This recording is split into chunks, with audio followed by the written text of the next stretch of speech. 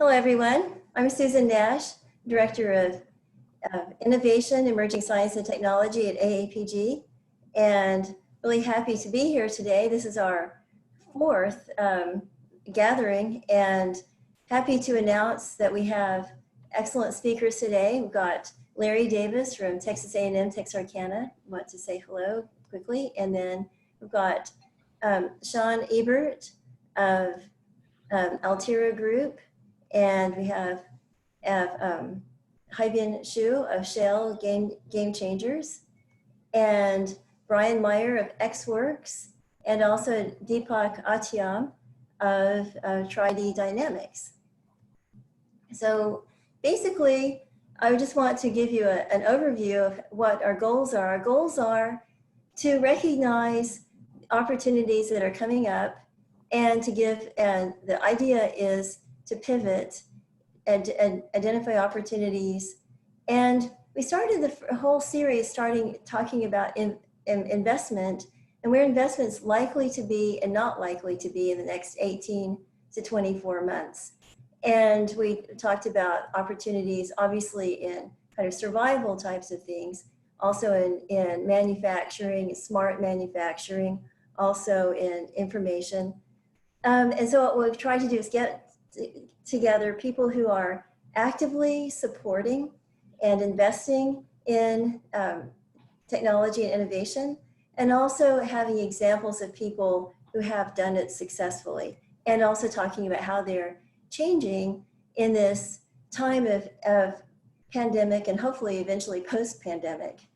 And I just want to give you a quick overview of what we have for today. Our focus is basically on startups, but we also have focus on next week on June 3rd, we are focusing on analytics.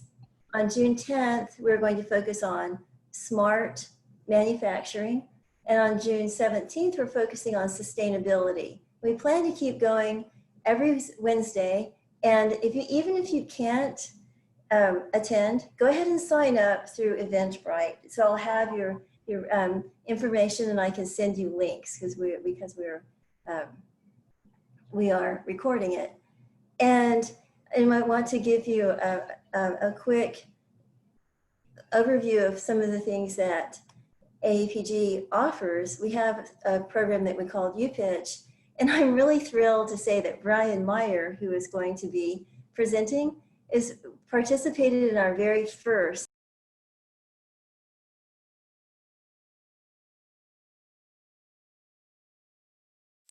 Sorry, when I was admitting people, I had muted myself. Anyway, I'm glad to say that Brian Meier of XWorks, who does drones and robotics, was part of our Pitchapalooza. He's been a great example of a success as a startup.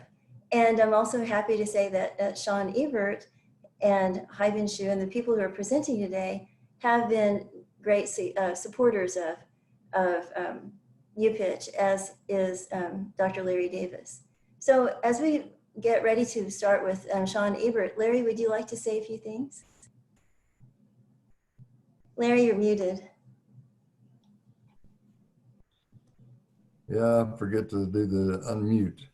I'm good. I'm glad to see these familiar faces again, and then some new faces. And as I mentioned last week, this has been pretty fascinating. We have a increasing number of participants each week, so we're getting more popular, I suppose. And I'm enjoying the exchanges, and I'm not going to say a lot tonight because you have you had excellent speakers the last couple of weeks, and I know you have them scheduled tonight, so I don't want to infringe on their time to do their presenting.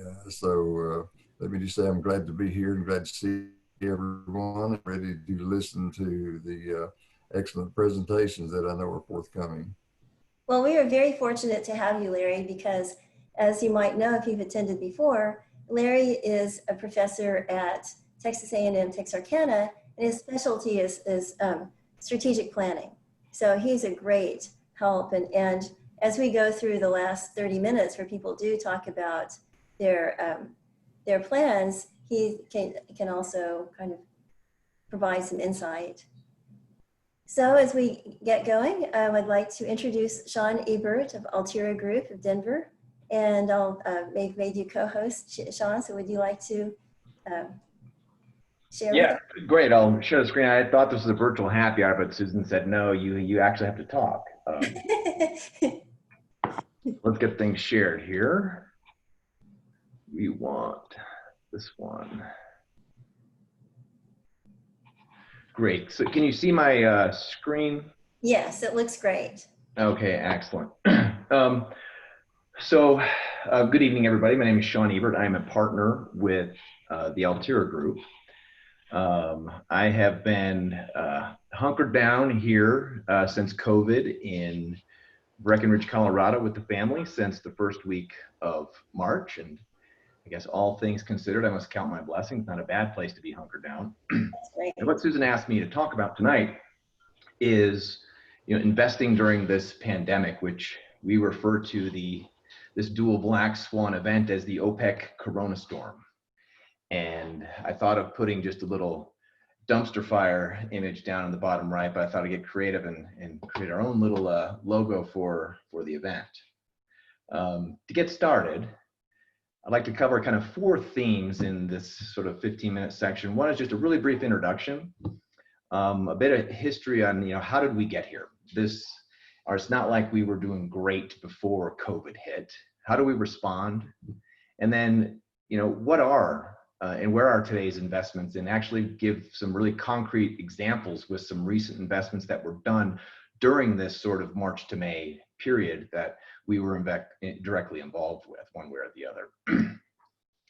So a bit about us. Altira is a venture capital firm that has focused on that intersection of technology and oil and gas for quite a while. Fund 1 was raised in 1996 when my partner, Dirk McDermott, had the vision to fill a current market vacuum for providing capital to emerging oil and gas technology companies. Since then, we've learned a lot of lessons. And we went out to raise our current fund, Fund 6. We did a lot of soul searching around what would change the dynamic of what we do, which is to bring new things to an industry not renowned for doing things very quickly. So to make a long story short, for half of our capital, we brought in 4 US super independent companies, Apache, Devon, EQT, and Pioneer. And we've worked with them across the life cycle of what we do. Everything from getting a surgical edge to our investment theses to them providing incredible support during due diligence. And their biggest role is being these, guiding entities that help our portfolio companies evolve their products and services over time. They really play a key role in helping our companies scale, and could not be more humbled by how this fund has played out and the relationships that these 4 oil and gas companies have played. So how did we get here? So first, a bit of background, because we didn't get in this situation overnight. So the right-hand side is just a time series of oil prices and kind of the emotional swings that our industry went through. And boy, oh boy, have we come a long way from that drill baby drill phase in 2014. We rode out that first price collapse after that fateful Thanksgiving Day in 2014. The industry reacted, accepted, and really embraced for lower for longer. And then this nasty little bug hits.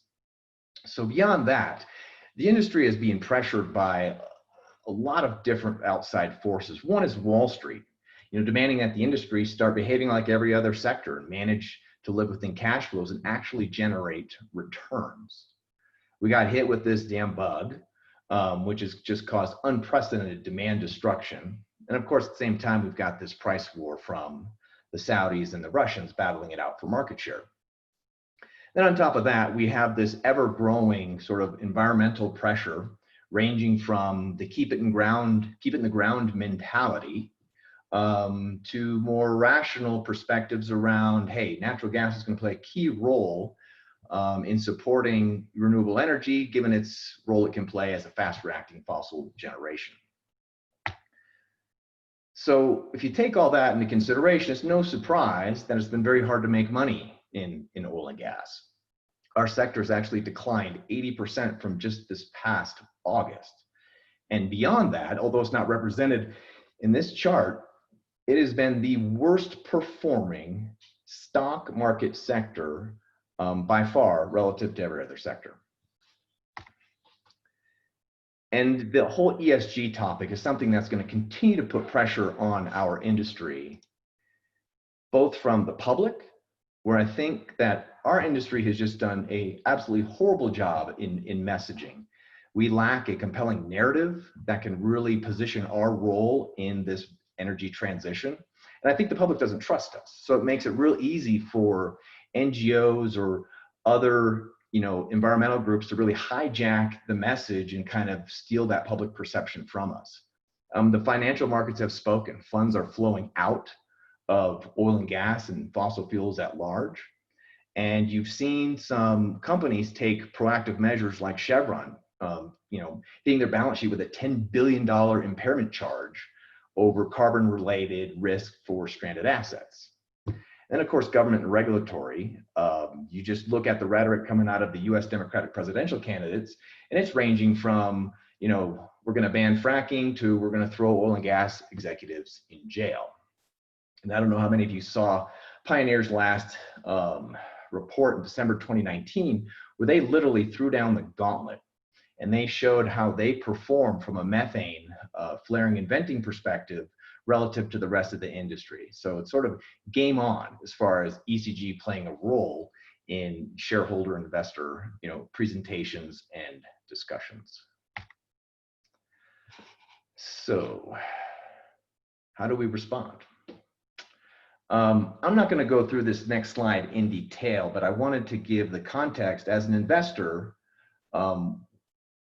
we look at things. What all are we taking into consideration as far as how the industry is going to react to a company we may want to invest in? Obviously, there's those classic levers you pull in a downturn. Hey, let's produce as much as we can from our existing wells because that drives cash flow.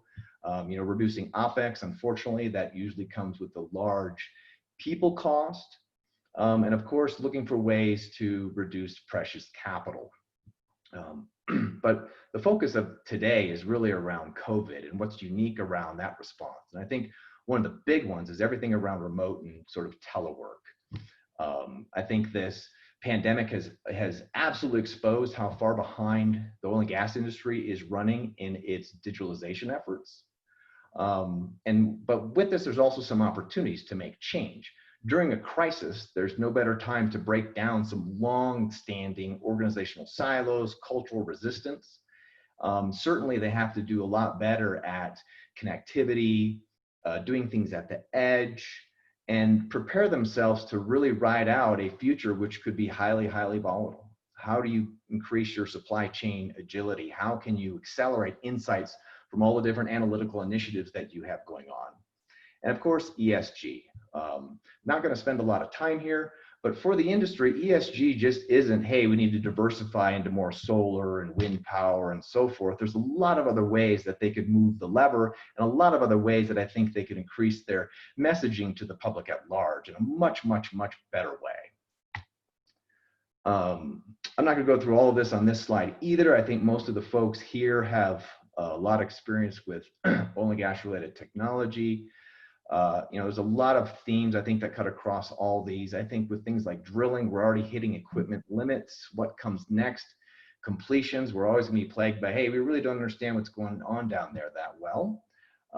Production automation, the challenge of artificial lift systems and long horizontal wells is still a challenge, and the environment is just going to be continually escalating.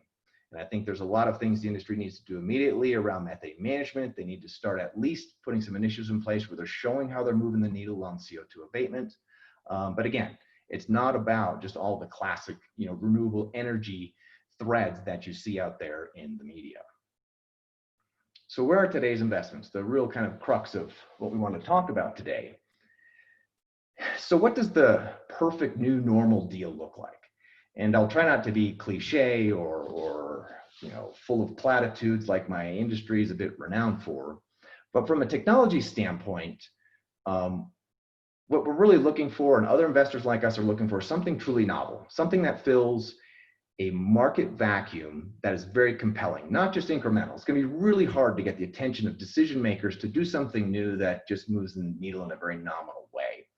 I think it goes without saying that any technology trying to get traction in this market has to enhance virtual working and absolutely accelerate and be digital to the extent it can be. Even if your hardware equipment, downhole tools, everything has to have that digital connectivity and ability to be integrated.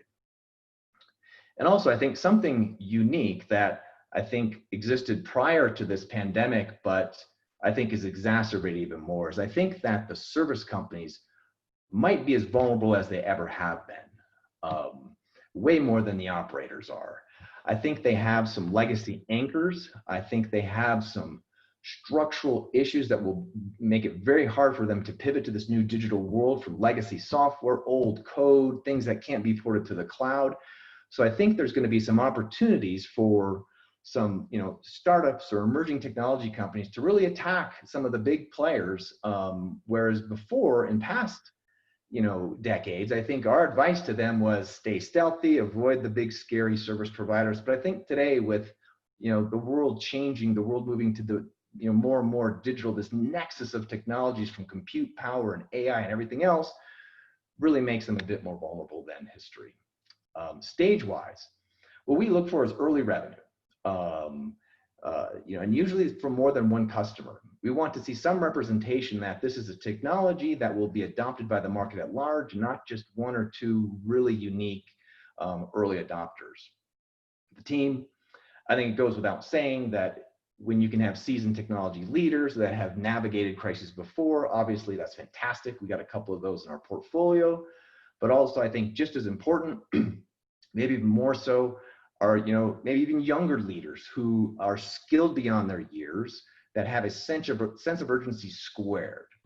So that's not a superscript there, that's actually a square, that you really want them to just live life as though their business is on fire all the time.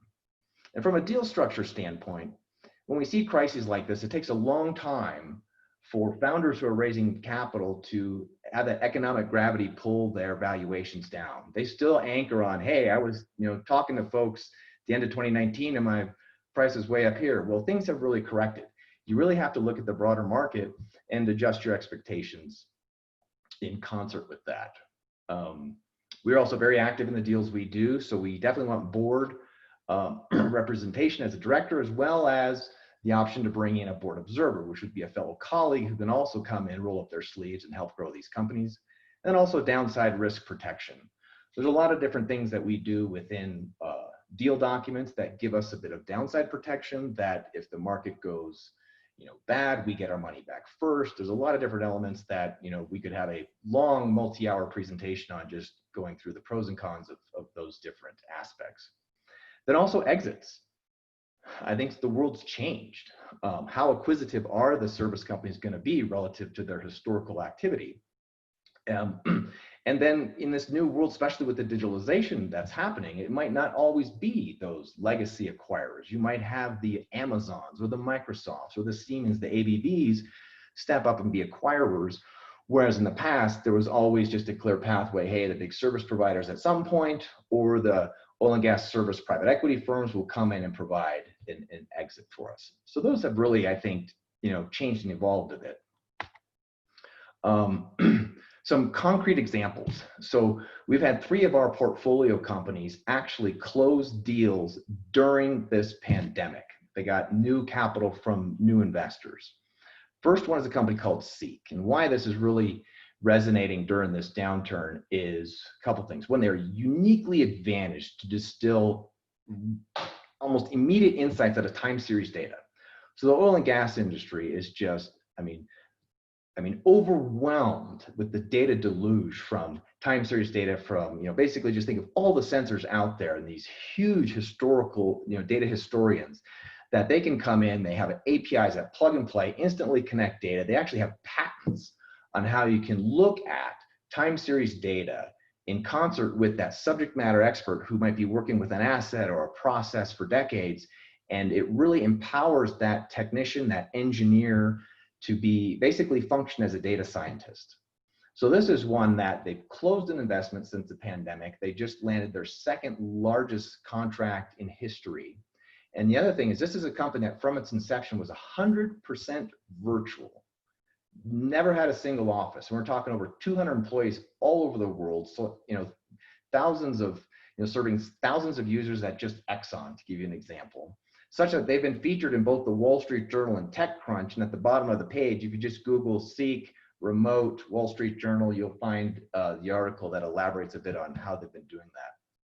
The next company is a company called ThoughtTrace. This is an AI company that has, from my perspective, I never stop being blown away by the technological advancements that they are creating. This is a deal we just closed, this investment a couple weeks ago. A new venture capital firm, McRock out of Canada, joined, as well as Chevron Technology Ventures invested. And what they can do is they can, unlike other simplistic AI or machine learning, natural language processing type software applications that can find, pull out keywords and such, they can actually distill meaning at the paragraph level from complex documents. So when you think about that, because where this technology was born was understanding oil and gas land and lease documents, which are probably the most arcane, complex contracts in the world. And since they had that capability, they started pivoting and expanding into other applications. Basically now any supply chain, legal contract. And when COVID hit, the ability to deploy this to find force majeure clauses in oil and gas to understand your shut-in language. They're now talking to folks at commercial real estate, Apple, they've morphed into power and other sectors.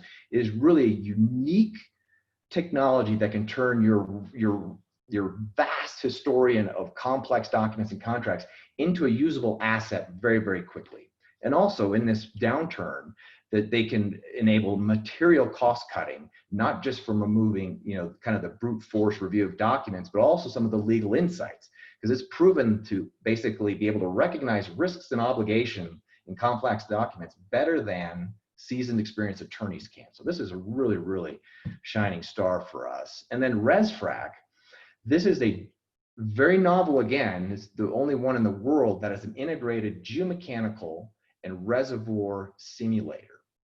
And what this is, and they're actually hiring right now, they're growing so fast. They too just closed a round of capital a week ago. And with this new price regime, what this tool allows is for rapid redesign of your completion designs in the context of these prices, because they change. What you did to optimize returns when oil was $50 is different than what you do when it's at 30. And also around the ability to enact cultural change within an organization. Because this is an integrated software system, what it's doing is it's cutting across legacy workflows between the different geos and the engineers. And some oil and gas companies are taking this opportunity to actually redefine their internal workflows across these different historically segmented groups. And then lastly on this page, although they've not raised a round of capital in this COVID period, but they're very, very uniquely positioned. If you think about how overnight the entire world got pushed into having to work remotely, this company is in all aspects. You can think of them as a AT&T or Verizon, owning the spectrum, owning the towers, the fiber optic backhaul, all of that, not serving consumers, but serving critical infrastructure, with the distinction being they can provide 5 nines type uptime, dedicated quality of service to oil and gas, to power, to critical infrastructure. And so given that they've had this unique asset over all the shale plays, they've been able to really capitalize on enabling remote working and telework, getting different sensors at the edge, using video cameras that exist as a sensor. There's incredibly strong leadership here, who's, Mark Slaughter, who ran RigNet. He's seen multiple downturns in a position in high-tech leadership. And it's really taking advantage also of the scarce capital that oil and gas companies have, because historically they've built their own communication networks because there's never been another solution. And here's a solution where you can knock on the door and say, hey, we have a best-in-class asset, probably the best, most robust wireless network in the world. You can shift your comms to us, outsource it for a monthly fee instead of deploying your scarce capital that you could use to frack or complete another well.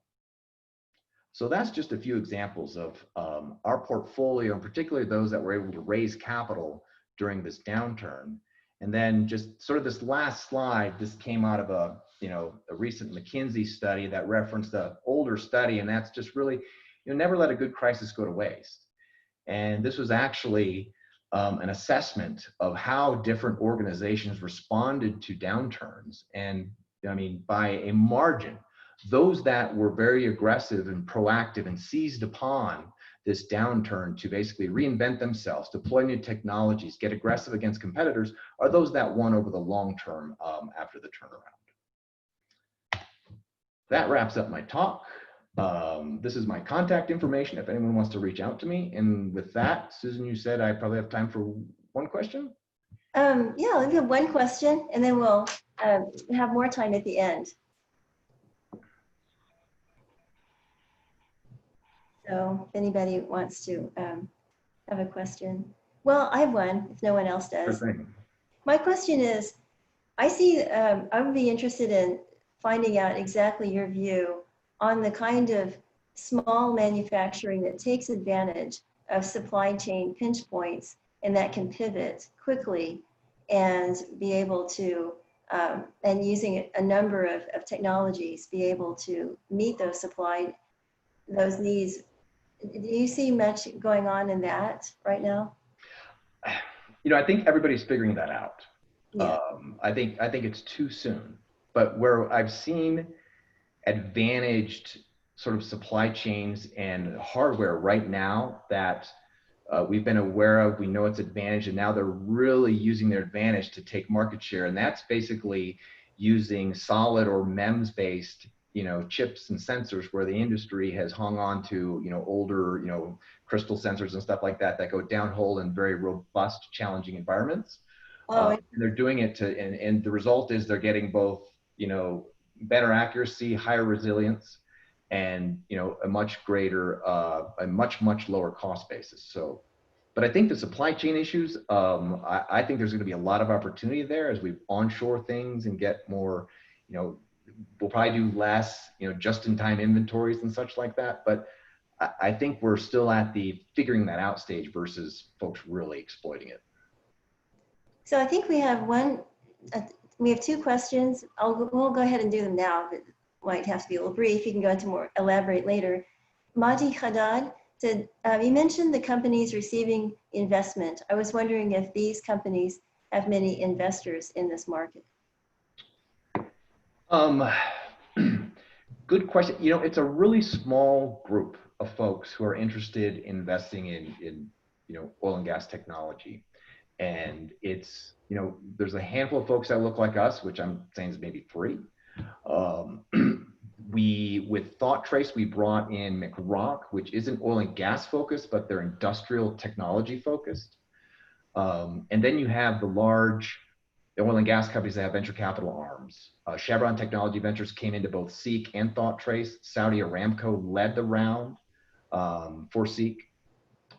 So there's more than just us, but it's not like being in Silicon Valley and you've got a new app for your iPhone. It's vastly different, a much smaller investor base. Thank you.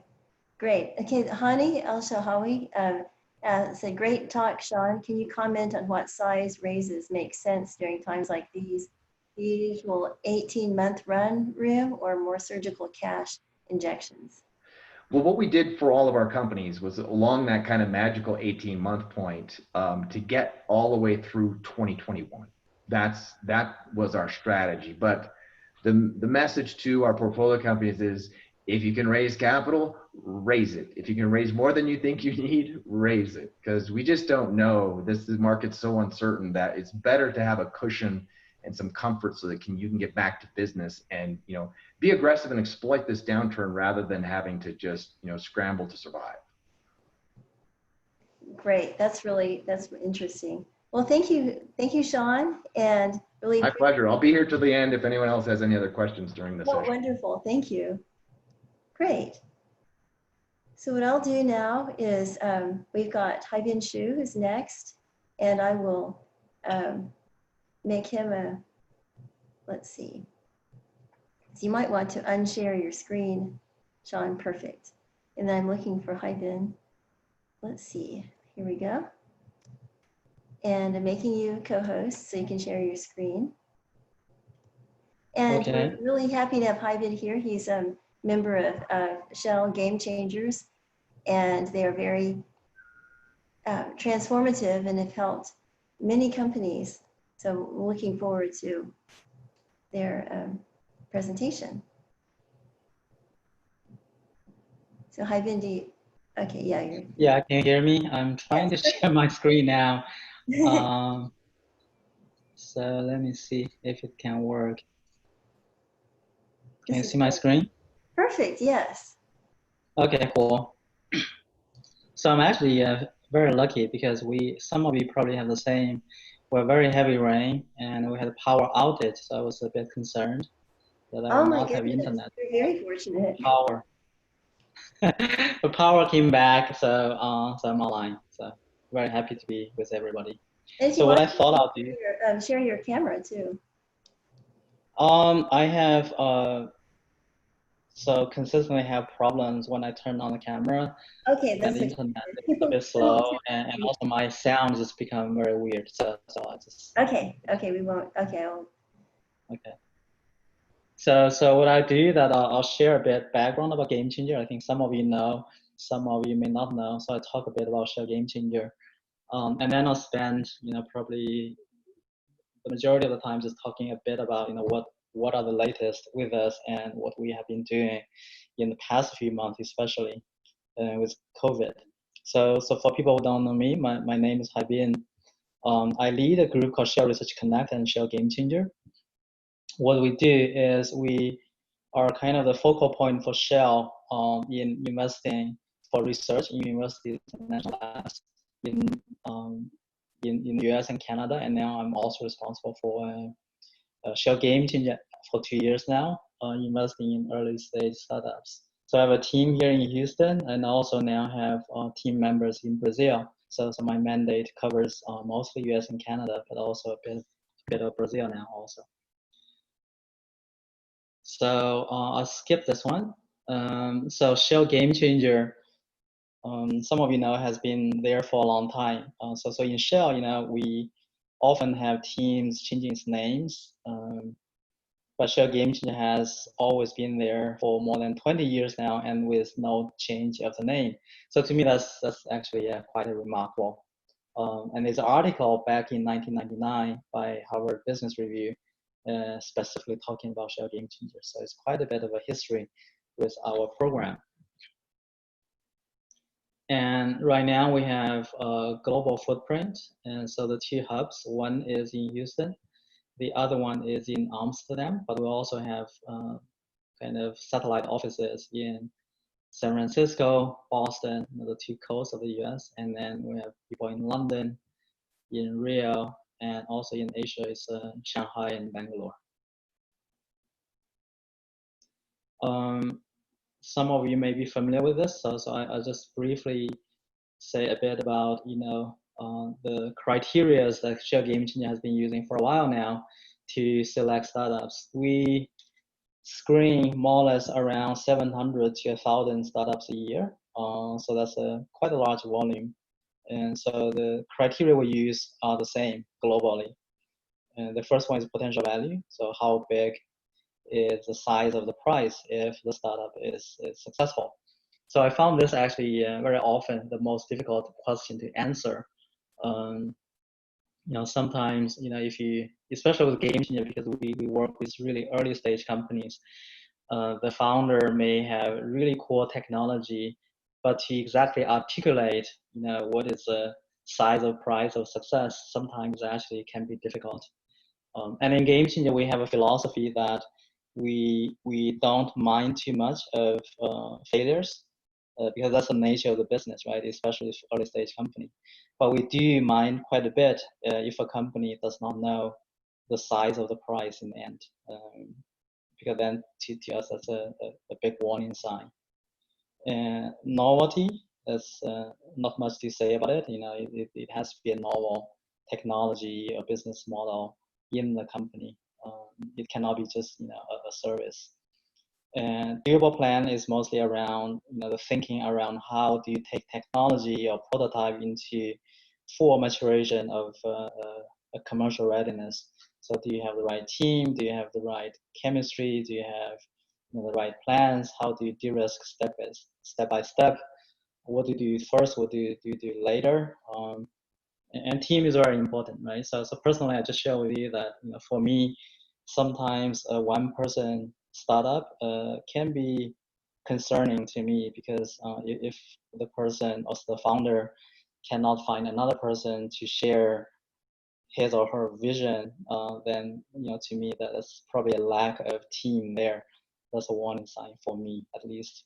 And finally, it's a white shell, so there has to be a fit for what shell looks for, and otherwise, it can be a great company, great startup, but not for what we need. So, and the mandate of Shell Game Changer is really look for very innovative options that have the potential to change the energy future.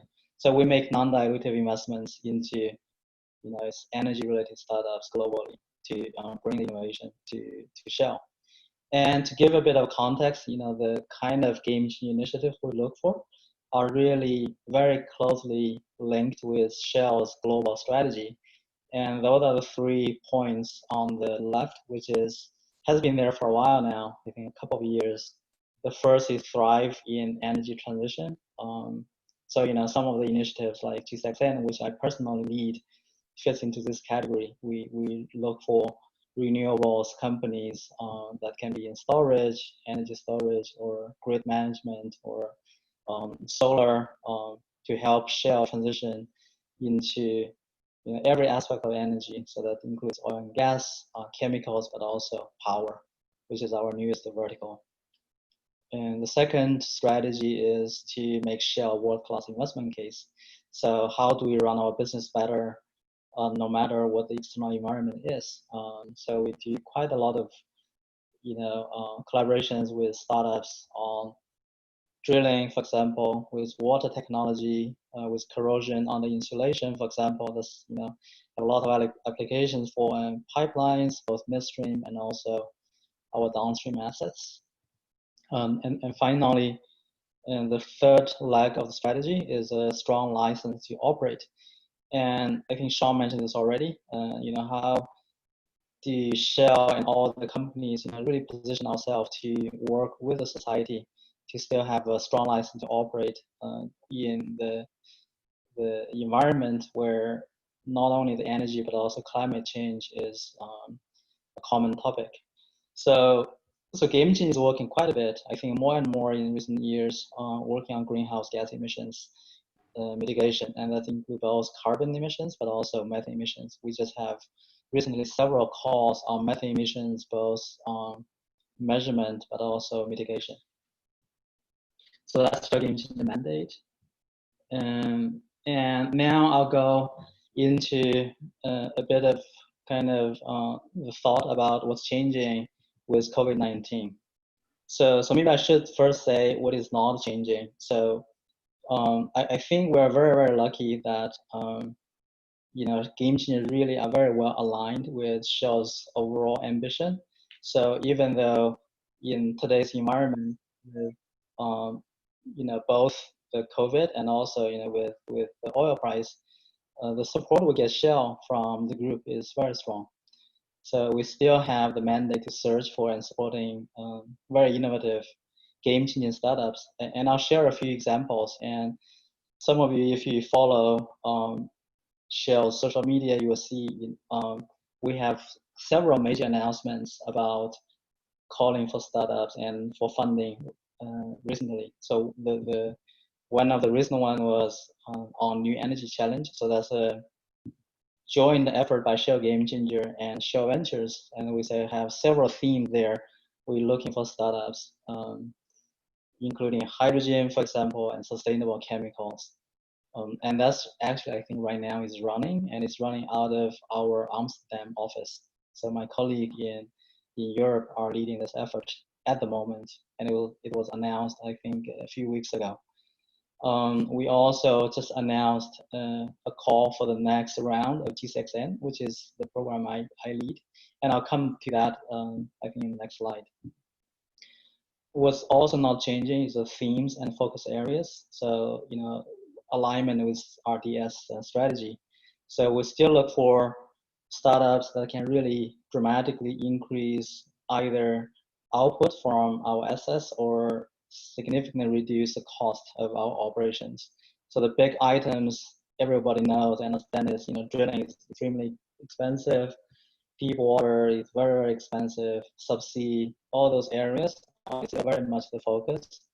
And also in energy transition, that's a big focus area. That's not changing. So we still focus a lot on, renewables, on greenhouse gas emissions.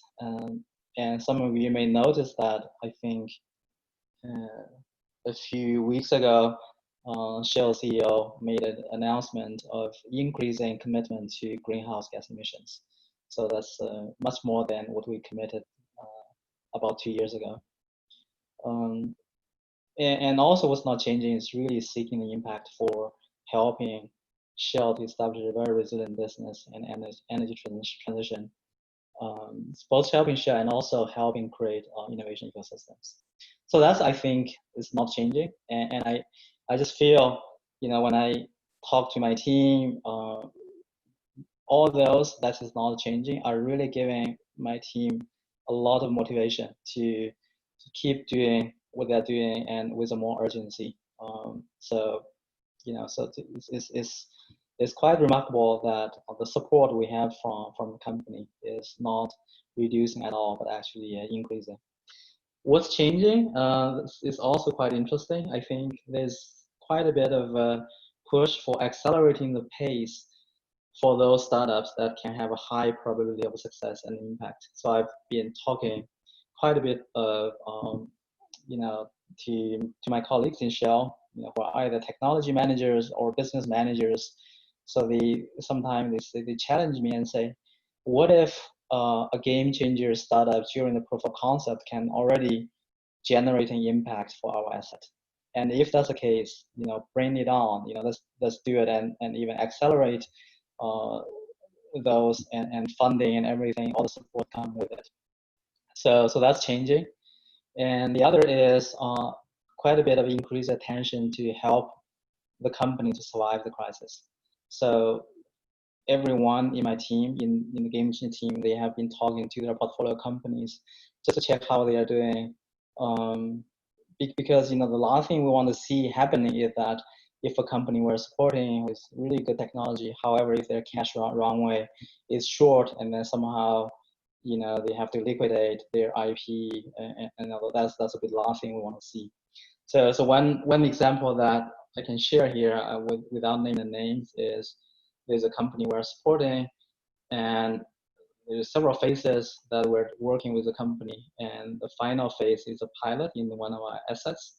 So due to COVID, the pilot is delayed. So and the company is a bit short on cash. So what we said is that, okay, so even though the pilot is delayed, we'll still pay partially, just now, so that they can get through it and have a bit more runway, and then we'll pay the remaining after the pilot is done. That's one example, and another is, there are companies who really can use some help from some of the DOE funding opportunities as well. So we are, really supporting them in all the ways we can to support them.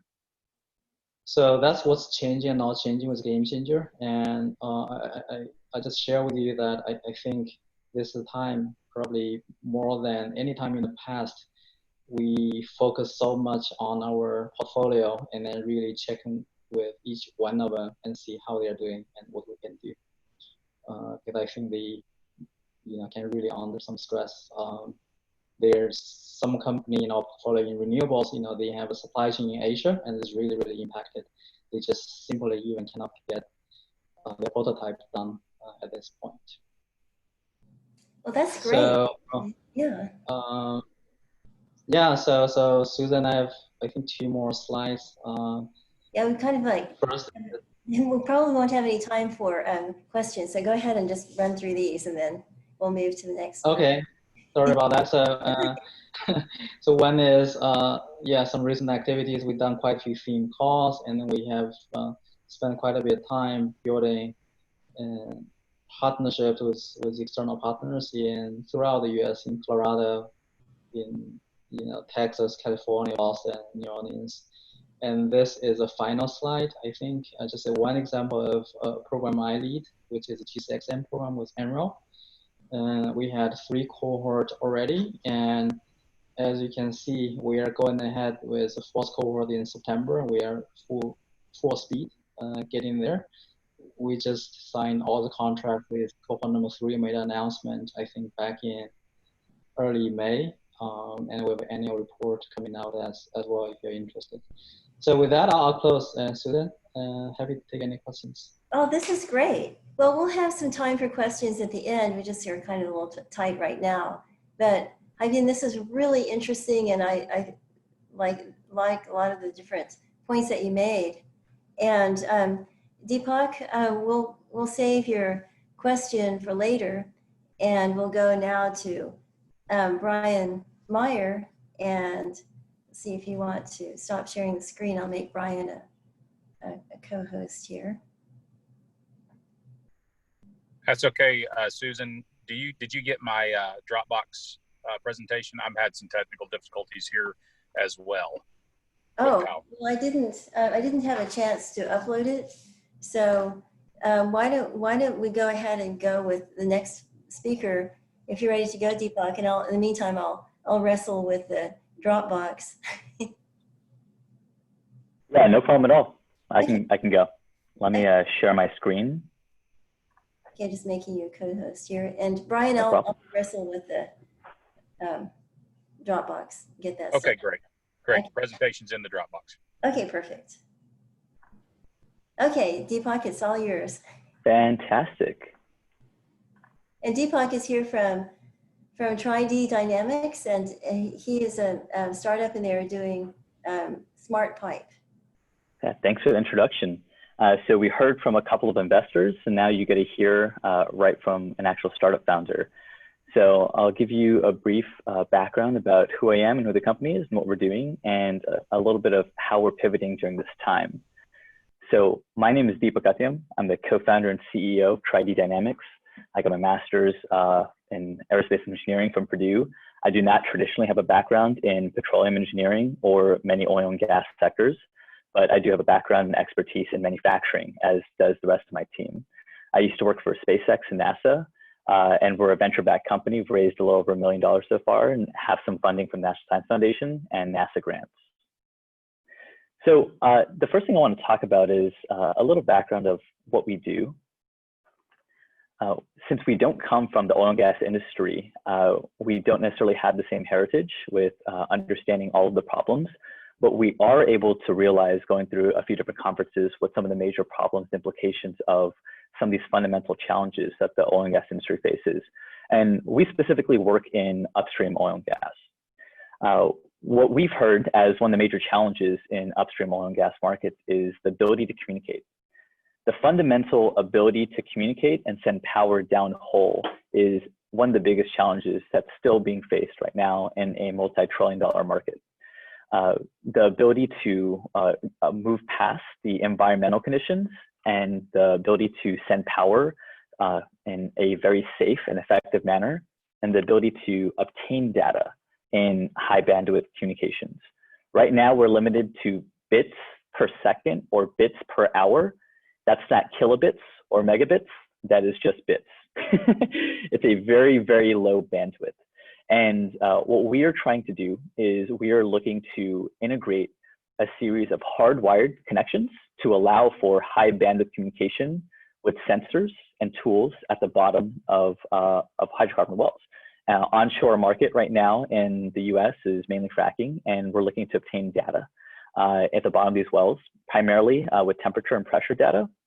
And this data is used for a variety of different things. And I'll go through a little bit of how we framed our pitch in the past. So pre-COVID, I'm going to give a little overview of what we perceived the industry to look like.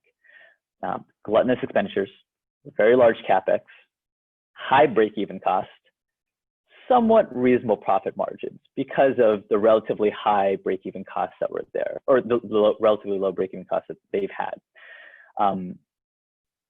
Overall, this is not ideal when any types of calamities occur or any pandemics occur. The large capex and the high break-even costs that's been associated with most of the E&P operators were one of the biggest problems associated with our oversupply, and the reason why most of these operators, the smaller independent operators that don't have the capital during this time to be able to survive the pandemic. So this is pre-COVID. What we realized very, very early on with our exact business model actually is companies that do not adapt for data-driven business models will die. And that is a very big reality. The problem with not being able to utilize data-driven business models is because when we don't utilize the data, we don't optimize for efficiency. High break-even costs, $30+ per barrel, is because still we're not optimizing for efficiency. And there are other companies, larger operators that are at $50 or $60 per barrel, quite high. We need to bring those break-even costs lower in order for us to be able to survive times like this. What we did as a company is we doubled down on our value proposition. Our value proposition was delivering data in real time to our customer and being able to allow for that data to be actionable in order for the operators to be able to utilize that data and make decisions to increase efficiencies. The big optimization that we're looking to do is to deliver real-time fracture efficiency data and cluster efficiency diagnostics. The ability to know how big the fracture size is with real-time data and not analytical models, data that you actually get during the completions process, temperature data and pressure data and seismic data. We increased our team size. We did not decrease our team size. We did not slow down our operations. We put our heads down and we were working twice as hard. I will say one of the challenges with coming into the work from home state that we started off with was knowing when to split up personal time to business time. You would wake up, your computer would be there, and you would get to work, and that would be maybe 7:30 in the morning, and then it would hit 8:30, and you wouldn't necessarily know when to stop. That was one of the challenges that we faced, but we did get a lot of work done, and then we were able to partition our time to be a little more effective and to have a little more sanity, which we definitely needed. And the next thing that we did was we focused on the necessary future for the upstream oil and gas market. As Sean mentioned earlier, data is huge. A lot of companies don't necessarily know what to do with that data. What we're providing, in addition to just a hardware platform, is a software analytics tool that allows our customers to process the data in real time and make decisions in real time to know how to change their cluster design for the next stage. The necessary feature that we believe is the ability to obtain this data in real time and then to process it to be able to utilize it. A lot of people are able to obtain different data points from gauges and different sensors downhole, but they're not able to process it in situ. They're not able to process it while they're actually performing the operation. They can send a retrieval diagnostics tool down to obtain the data, pull it back up, take it out of a memory stick, and then read it, process it, and by that time it's days, weeks, or months later. So we believe the necessary future is the future of automated drilling, the future of automated completions, and the future of automated production. If we don't necessarily need to have as many people on site, we should reduce the risk associated with having people on site and the cost associated with having extra personnel on site. We should try and do as much as we can remotely, as much as economically feasible, and as much as easily justifiable. So this is a little bit about our company. I wanted to keep this a little bit short, and I'm definitely open to having questions. I just wanted to emphasize that pre-COVID, we did see a lot of industry trends that weren't great when a pandemic or any type of problems would occur for operators that didn't necessarily have slush funds. And the problems with having a high break-even cost is that they don't have the efficiency to even produce during this time. The asset value that they have is a stagnant value that's decreasing. It's not a stagnant value, it's a value that's decreasing with the value of a barrel of oil. So if we have a high break-even cost and you're not able to produce anything, your asset value goes down and you're losing money every single day. And so we want to be able to decrease that break-even cost and increase efficiencies during the actual operations of drilling completions and production. So it's a little background about myself and the company and what we've been doing. I'm more than happy to answer any questions.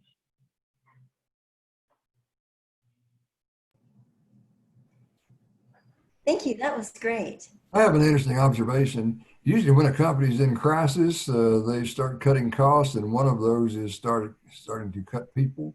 I mean, a lot of the businesses now that are having problems, they're laying off people. I talked to a couple of people last night looking for work because they had a new job, then suddenly it was canceled. And Absolutely. I was kind of impressed with this presentation indicating that you increased your team size. We do strongly believe that the industry will be in an upswing as our product comes to market in the next year or two. And during this time, we need to get through our R&D phase, and we need to get to a point where our product is ready for a field trial. And we know right now is not a time to stop or slow down operations. We only have so much runway. We are fortunate to be venture-backed. And the point of being venture-backed is to utilize this money to de-risk the investment and de-risk the technology. So we're doing just that, and we're trying to do as quickly as possible so that when we're on the upswing, we'll be ready to go. That's great. Well, thank you, Deepak. And No problem. we'll hold more questions until the end. And Brian, I have some good news. I was able to download the behemoth, almost 300 megabytes. I apologize. It's so large. It's actually much larger than what I need, but I ran into some technical difficulties, was not able to share the screen. So I have to do it this way. That's fine. Okay, so what I'll do is I will go through and share, and I'll try to make this go with the full screen. So far, I have not had success with that, but maybe I will. Can you see XWorks? Yep. Okay. Looks good. All right, you can go to the next slide. My name's Brian Meier with XWorks Technologies, and what we do specifically is work in the upstream gathering. And we have since moved to the midstream gathering as well, or midstream pipeline inspections as well. Our claim to fame is that we have a automated pumpers tool and a leak detection tool. And we work in the drone industry specifically to fly over those well sites and do something that you can't do with just a remote upload or uplink sensor. We actually take a look at the well site and how the actual operation is going. And then we are able to also take a look at the acoustics signature of the well site. We connect that with the drone, and then we process that information.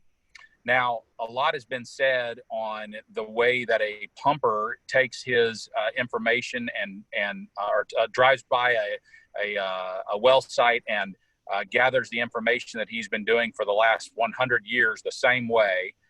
And what we intend to do is take what the pumper has been doing for the last 100 years and make it technological, to make it streamlined, to make it automated. And Susan, if you could push the button one more time, that'd be great. We've been working on this for about 3 years now. And since we started this, we've gotten several customers in the oil and gas industry working in the Oklahoma area. And then we wound up in November getting a big contract with the Department of Defense. And so that kind of derailed us a little bit in the oil and gas industry, just in time for the COVID-19 to happen.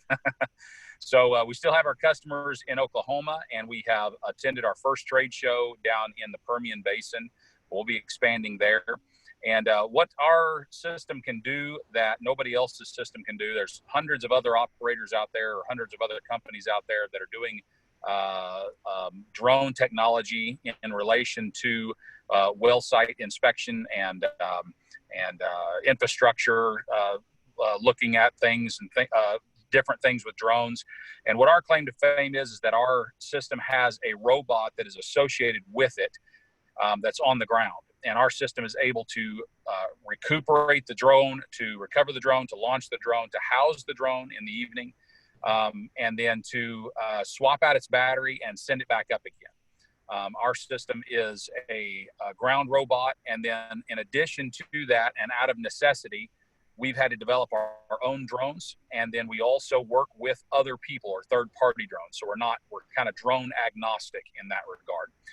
We catch the data. Once we gather the data from the drone, we process that data. We have since started building an artificial intelligence engine, which processes the data, especially having to do with the infrared signature of bearings and what's going on with belts and what's going on with pumps. And then also the acoustical signature. Many times we have been able to determine whenever a bearing is going to go out on a well site before the actual pumper that is driving by the well site is able to. Now, what this means in the regards of saving money, we are not only able to do a fantastic job with giving the pumper a tool that they can use to catch leaks faster and to reduce their loss of product, but also in all of the fines and fees that come along with a spill, we've been able to reduce those by catching these leaks much, much faster whenever they're pinholes versus something that has made its way into a waterway or killed the farmer's fish, so to speak, or a well site that has been leaking salt water, God forbid, for a long period of time upon the ground and killing the grass and the EPA nightmares that come along with that. We're also able to make the pumper at least 2 times more efficient. And whenever a pumper is responsible for driving from well site to well site on a daily basis, what we're able to do is we're able to give the pumper this tool, and then they're able to be responsible for double the amount of well sites that they would typically be responsible for, because we can visit the majority of the well sites where they just need somebody to take a look at a well site. We're able to do that for them, and then we deliver that data to the actual pumper. So it adds a second set of eyes, but it also allows them to still be responsible for what they are typically responsible for. They're responsible. Pumper's job is to go by a well site, make sure it's operating correctly, make sure it's operating at peak efficiency, and then to drive to the next well site. Well, the amount of miles that are driven by that pumper are significantly decreased. So risk is decreased. The amount of damage to the roads, as far as some of the pumpers that we service actually are servicing pumps and well sites around endangered species of animals and around endangered grasses and things of that nature. And so we're able to minimize the amount of environmental impact upon the surrounding terrain just by flying over the well sites and getting the information from the well site, delivering that to the pumper. Now, there's something that we haven't been able to do, and we don't claim that we can, and we cannot at this time turn the wrenches, but we certainly can get the information, everything that the pumper needs. We're actually in partnership. We've done a small partnership with ABB where we have downloaded SCADA data, and we're able to deliver that as well. So we've got a little bit of our fingers there in the SCADA, but we've come up with our own sensors as well, acoustically and vibration wise, to probably try to determine what's going on at the actual well site. So there's several things that are going on and in the pipeline, no pun intended, for increasing our service as well to the pumpers. And we, of course, can do all the basic things that are done by the majority of the people out there. We can service the well site by surveying and delivering that data. We can find berm heights from the air and make sure that if there's an environmental spill, we can give them a map of exactly what direction the fluid is going to go. We can do all the basic things that just about anybody else out there in the industry can do. But what we can really do and what can really bring down the cost of the company is that we're able to do this in a 100% automated fashion. Now, there are going to be some questions, and if anybody, maybe I can kind of head off a little bit of the questions at the past. One of the things that people are going to ask is how are you getting around the beyond visual line of sight waivers or beyond visual line of sight regulations by the FAA? And the answer to that is that we have a system in place where we don't need the beyond visual line of sight at this time. Now, we're working with the FAA. We're adding a sensor to our system that is going to allow the systems to fly beyond visual line of sight and avoid manned aircraft. It's going to be one of the first ones in the world to do so. But we're able to take a drone and we're able to essentially put it on one of our systems, one of our robots, and we're able to fly that system from Tulsa, Oklahoma, no matter where it is in the United States. And we're able to dispatch that system, watch for manned traffic, avoid the manned traffic automatically, and then fly over to one of our other robots that is stationed at a further distance, land on that robot, switch out its battery, and then continue the mission. The system that we have set up is a system that is designed for development and adding other additional tools to it.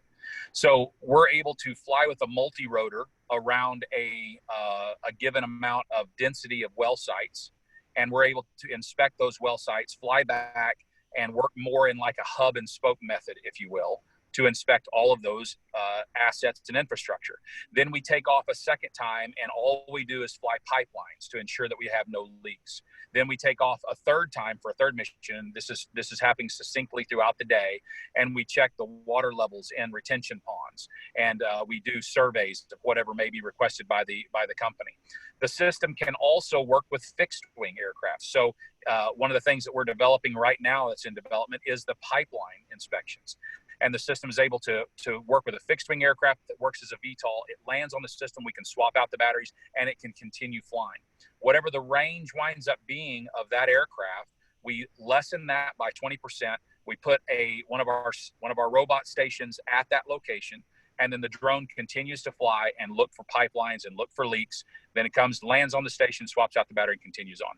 We can house the drones in the evening, so we can handle up to 3 drones in one station. We're currently on our version 3 of our robot. We call the robot the Artist. Stands for Robotic Docking and Interchange Station. And I'm a little bit out of sync. I apologize, I'm a little bit out of sync there. But the total time we did basically and you can stop there, Susan. That's good enough. We did basically a competition between a pumper and one of our robots in our drone. And if anybody'd like a copy of the link of that video, I'll be willing to send it to you. Just shoot me a LinkedIn connection or my email. I'm sure it's posted with Susan. And basically we did about 50 well sites in 49 minutes, whereas the pumper, it usually takes him an 8-hour day in order to do the same exact inspection.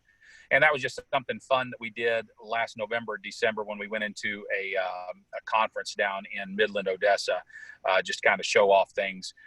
But anyway, that's where we're kind of at. And there's a lot of development going on. I don't want to oversell myself in some of the things that we're doing, but we're trying to add radar and things of that nature.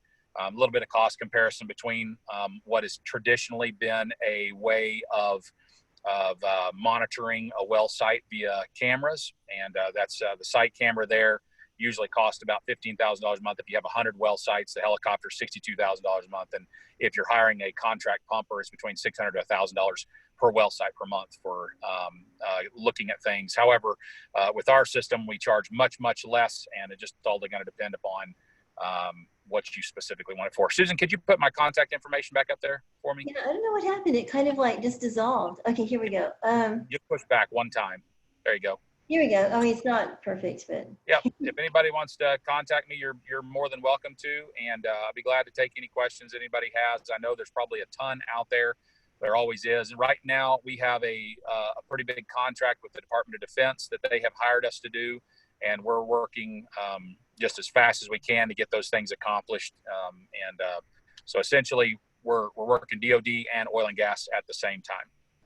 So be willing to take any questions anybody has. That's very impressive. Well, great. Well, if questions from Brian, we can take those. And also, I'd like to say that we could also go back and take some of the questions that are ones that we had that we didn't get to. Let's see. Let me find the questions here. So, yeah, thank you, Brian. I just think it's so impressive that you're doing 2 different industries, and you are a pilot, right? Yes, ma'am. And it wasn't really by plan. We kind of fell into the Department of Defense. We got to know some people at in the Air Force, and they asked us to possibly operate at an, they heard of some of the technologies we were working on, and they asked us to do a security presentation. And we actually flew for 30 days at Tinker Air Force Base while it was active with manned traffic. It was a really big deal. That news is going to be coming out real soon. You guys will be the first ones to hear about it, but that news is supposed to be coming out here real soon. First drone company with an automated robot to fully operate autonomously while manned traffic was at an airfield. So it's a big deal. That sounds really amazing. So, well, thank you. Okay, so let's go back to some of the questions we had. Let's see, let me look back. We had a question from Deepak Atyam to Haibin Chu. And Haibin, what is the incentive to invest via non-dilutive grants? Yeah, absolutely. So for folks who don't know, Shell has several investment vehicles. One is Shell Game Changer and the other is Shell Ventures. One major distinction is Shell Game Changer invests in quite early stage companies. So maybe a few people just have a prototype, haven't really proven in the field or at scale. Haven't proven business model and all those yet. And Shell Ventures normally invest in more mature companies. So we made, Shell, I think, made a deliberate choice of making Game Changer non-dilutive because we really want the early stage to be low threshold. So we want to invest in those companies, help them get through the initial de-risking, proof of concept, and then if they're successful, then there's multiple routes which they can make an impact into Shell. They can either be a service provider, or they can be an investment potentially for Shell Ventures as well. So there's quite a bit for us to gain in that process. Can build trust, really help steer the direction sometimes a bit as well. So that because in those really early stages, sometimes the startup can think about what Shell needs or what the industry needs, but without someone, the experts really in the industry to help steer a bit, sometimes that need may be imaginary. So I think there's quite a bit game. That's interesting. Well, thank you. That is very helpful. So Hani, I noticed that you're in the audience, and so instead of me reading it, I could let you ask the question directly instead of me reading from the chat room. So Hani, would you like to ask your question about beyond for Sean?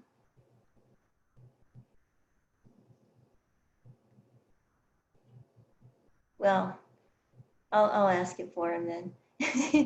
It said, Hani El Shahawi from Shell has a question. Another question is beyond digital technologies. Any thoughts on other critical technology areas that you see opportune now?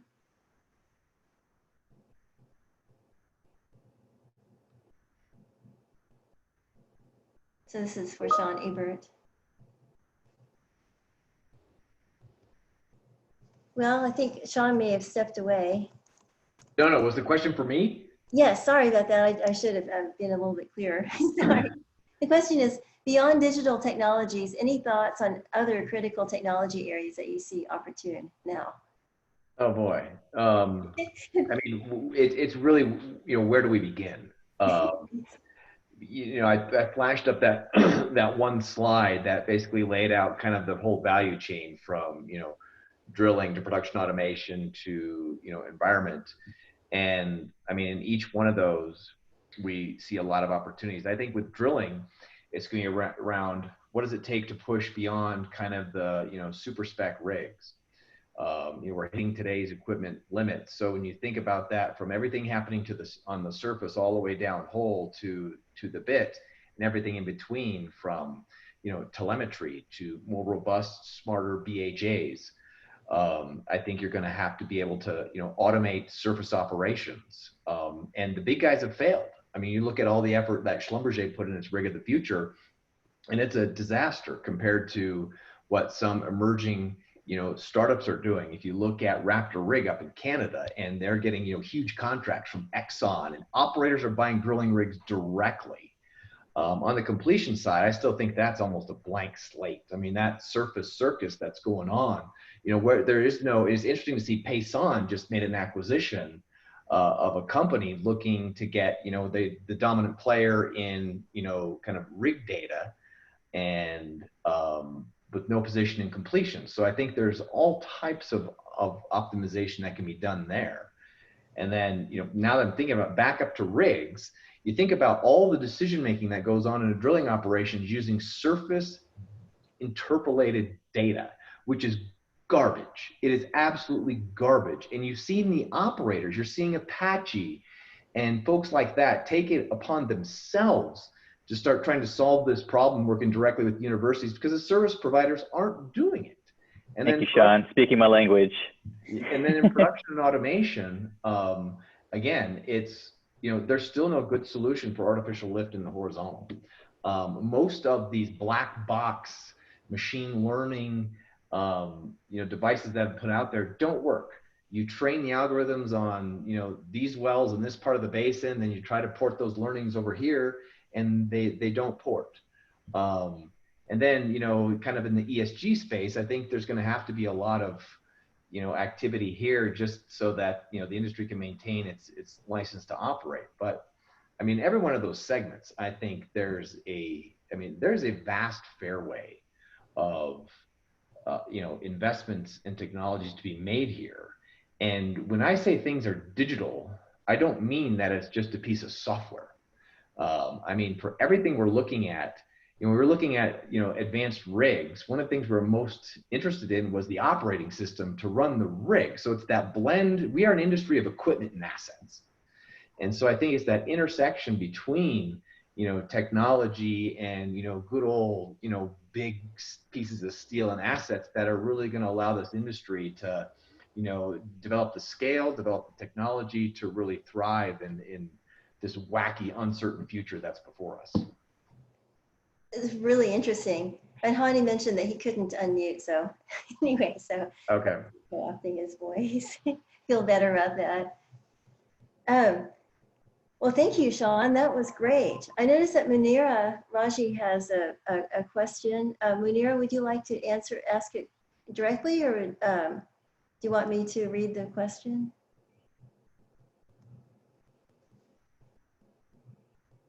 It may be the same issue. Well, Munira says, thank you for the fantastic presentation, Brian.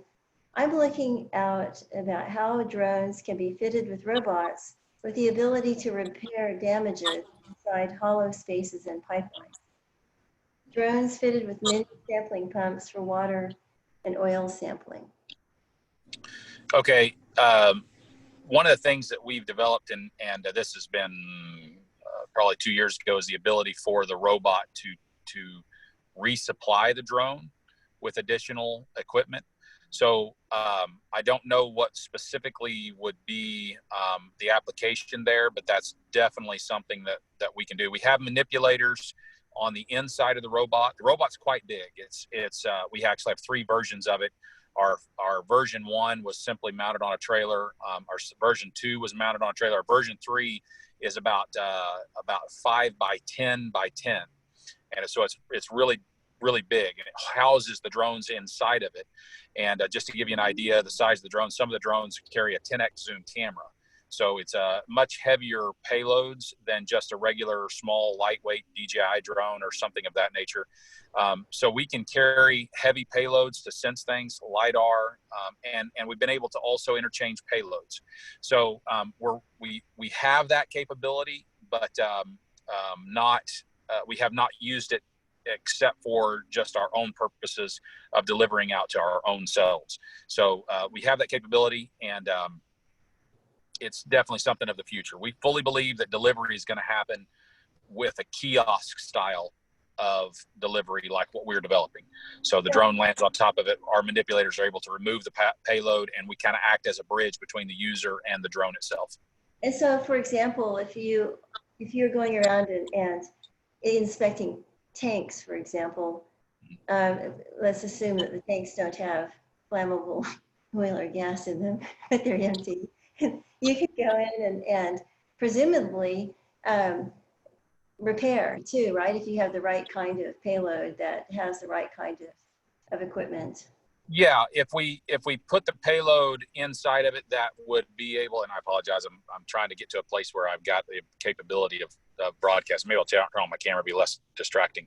What we have the ability to do is take that payload, whatever it may be, drop it somewhere and be refurbished, or be able to take the payload, use it, then come back and drop it off for either another payload or something of that nature. We can drop payloads, we can pick up payloads, whatever the case may be with the drones that we have currently. Okay, yeah, it sounds like it's not quite ready to actually do repairs. No, it's definitely not ready to roll out with repairs, but those are the kind of things that we're thinking of for the future, is being able to take those payloads and manipulate those payloads. I do know of one that's similar. It's robotics, but they're doing it for corrosion and repairing bridges. So they do the inspection plus the spot painting or corrosion coatings. Anyway, so Patrick says multiple drones flown in formation to get infrared imaging of oil seeps or spills in water. Patrick, do you want to unmute and elaborate?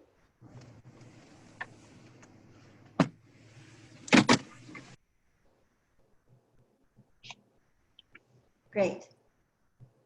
So I believe he's talking about a multispectral inspection, or maybe a LiDAR inspection, if I'm not mistaken. We're doing something similar with the military, and it's for. Unmuted, so maybe he can elaborate. Oh, okay. All right. Go ahead. Patrick, do you want to try to speak? Well, I guess not. Sorry. Well, okay. Go ahead. Okay. Well, I was going to say he may be speaking about the swarm type of technology that allows for a multispectral, multi-angle look, and we're coordinating a system like that right now, and so that is definitely something that is a possibility. Okay, so Sudhir Pai asks for Brian, great presentation. With the drone swap you mentioned, how do you manage to get around Part 7 and remote ID? Part 107, I'm assuming they're asking? Yes. And the remote ID? Remote ID has not, the remote ID is not active at this time, but we're fully connected to the web, so it's not going to be a problem for us. What we don't know yet is who the service provider is going to be for uploading that data to the cloud. So we will not get around that. We're not going to try to get around that. We think it's very useful, and it will actually help us to avoid other drones. We can avoid manned traffic right now, but due to the limitation of our radar, we're not able to see other drones out there. And so this remote ID will hopefully help us to avoid other drones in the actual airspace that we'll be flying in. So we have no problem with remote ID, and we don't intend to get around it. We intend to fully use it. That's great. Yeah, thank you. So Frei Sampaio asked if we could share the presentation. And I think in the case, I'll find every ones that I can share. Some of them you might need to contact the presenter directly because they might be like a little bit large for me to share. And I can Sorry. Funny. Okay, so Rick Schreinemakers has a question for the drone technology. I guess I missed it, but what are you using to measure leaks, and what are you using to measure that leak? You know, it's real funny. We started off with a really high dollar infrared camera and multispectral, and then also LiDAR. And it got to a point where our customers just said, look, Brian, all we want to see is a visible leak. We can tell whether it's a leak just by looking at it optically. And truthfully, we've been able to be very effective at that. We have found several pinhole leaks and also several water leaks that we were just flying over and saw it with a regular optical camera. Now we put a little bit higher quality cameras on ours, and we are able to zoom way in. So we're actually able to stay at a higher altitude and inspect infrastructure a lot closer. But for just finding leaks, we're much more able to find them with an optical camera than what we are with a high dollar infrared camera. Not to say that we would never use one of those, but we have just found that it's far more useful to do it another way. Well, that's great. So Mahdi Haddad has a question. Brian, what artificial intelligence technique is applicable for integration with drone diagnostics? The real artificial intelligence applicability to drone technology is being able to receive the information from the battery, from the autopilot, and from the motors to do diagnostics on the actual drone that we don't know yet. For instance, we can predict when a bearing is getting hot in one of the motors based upon how much current is going to that specific drone and what our center of gravity is. That is a real basic quantification there, but as far as artificial intelligence going on in the actual fields, the sky is the limit, no pun intended. There's just no limit to the amount of data processing for not just oil and gas, but also environmental, for farmers, for all kinds of things. On the data that we're collecting, the amount of data that we're going to be processing, there's no limit to the artificial intelligence for that specific application, in my opinion. That's great. And then kind of following up on that, Rick also mentions, with all the data, many types of data coming in, how do you have the right person or people in the room real time to know what all that data means? That is a great question. That's something that we're wrestling with. Whenever we have a pilot that is sitting at a screen and they're watching what the information is that's coming in from that drone. We have an image recognition engine. And also, like I said, we're looking at acoustics of the well site. So if anything goes different than what has been collected over the last 6-8 months, and I think somebody just mentioned it, may have been Sean, I'm pretty sure Sean mentioned it, that you can't take an artificial intelligence engine and train it for everywhere in the world. It just doesn't work. You have to train it specifically for, and the image recognition specifically for the area that you're operating in. And then once you get it operating in the specific area, then you can move to another area, and then over 6 or 8 months, then you can train it for the next area. But you can't take something that you've trained in one area, like in North Oklahoma, and translate that down to southwestern Texas. The background looks different, the colors are different, the well sites are different, everything is different for being able to translate that data back and forth. So you just simply can't do it. So essentially what we do with the artificial intelligence engine and the tracking the well site data and things of that nature and getting that to the right information, right people, is that if something is seen as an anomaly, then that immediately is escalated as a flag to that pumper. And then the pumper is able to look at their data at any time they want to. From the moment that the drone captures that data and it gets uploaded to the cloud, the pumper can access that data instantly. If he wants to sit there and watch the entire flight, he can. We actually have it to where the product is a well site specific. So in other words, they can just go by the name of that well site, tap on it, and there's that well site right in front of them.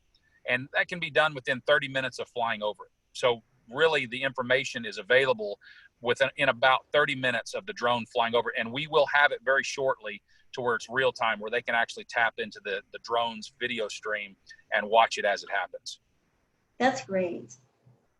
Well, I don't think we have time for any more questions, but I want to thank our presenters today. I want to thank also Larry Davis from Texas A&M Texarkana for being here and offering his insights, and want to just give a plug to the Texas A&M Texarkana Master's MBA program. It's 100% online with focus on supply chain and also energy leadership, which is as a sustainability element. And want to thank Sean Ebert, Altira Group, and Haibin Shu for Shell Game Changers, Brian Meier, XWorks, Deepak Atyam, Tri-D Dynamics. And I see lots of people in the audience I want to thank as well for the things that you're doing to both support new enterprises and also to help provide support for people that are in transition getting ready to pivot into something new. Julia Lemaster is one person who's been doing that for members in transition. She has a website. I'll share that when I send out the email. And I just want to mention too that AAPG is now getting ready to debut a toolkit, which will be a resource that will include things like business pitch decks, business plan preparation, as well as resources for the analytics, things that you need, software, things that are free or almost free. And just really trying to do what we can to give everybody a chance to be agile and resilient and be out there and be part of the transition, part of the solution as we're going through this really challenging and strange time. Any thoughts? Anybody want to open their mics and say anything in the last few minutes? Well, thanks for the opportunity. I really appreciate it, Susan. And if anybody, like I said, if anybody's got any additional questions or anything, I'll be happy to answer them. If you just send me a LinkedIn connection or something of that nature, or an email or anything where it's just too much to handle on this forum, that'd be great to answer them some other place. But I really appreciate the opportunity, Susan. Thanks. And I'll send an email with contact information and then with the presentations that we can share. And also I'll upload the video and I'll have a link to that. Might take me a day or so, but we'll get all that done. Thank you, Susan, for Thanks, Susan. Appreciate it. No, thank you. Thank you. Thank you, Sean. Thank you, Deepak. Thank you. No problem. Hope everyone has a great night. Thank you. Well, stay tuned for next week too. And even if you can't save the whole thing, sign up and you'll get the recording. So thank you. Bye, everyone.